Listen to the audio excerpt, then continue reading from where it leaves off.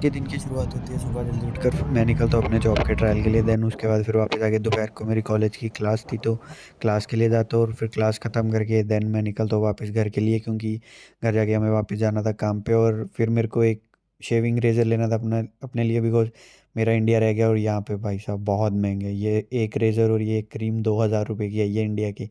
तो आप समझ सकते हो कितनी महंगाई है जर्मनी में। देन फिर हम पहुँच गए अपने काम काम के लिए निकलते हैं और अपना बाइक तैयार करके हम डालते हैं उसको सीधा ट्रैम में, और ट्रैम में फिर हम पहुंचते हैं अपने स्टेशन पे। यहाँ से हमें ऑर्डर पिक करने होते हैं और फिर कुछ देर हम वहाँ पे बैठते हैं और मौसम का एंजॉय करते हैं। देन उतनी देर में हमारे लिए आता है पहला ऑर्डर और फिर ऑर्डर लेके हम निकल देते हैं। आज का मौसम काफ़ी अच्छा हो रहा था, हल्की हल्की बारिश भी हो रही थी।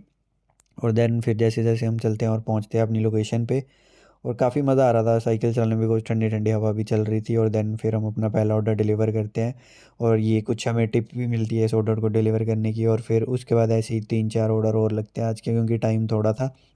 और फिर वो सारे ऑर्डर देके हम बस शाम को निकलते हैं घर के लिए। और फिर एकदम से यहाँ का वेदर बहुत अजीब है, एकदम से कभी धूप आ जाती है कभी शाम हो जाती है।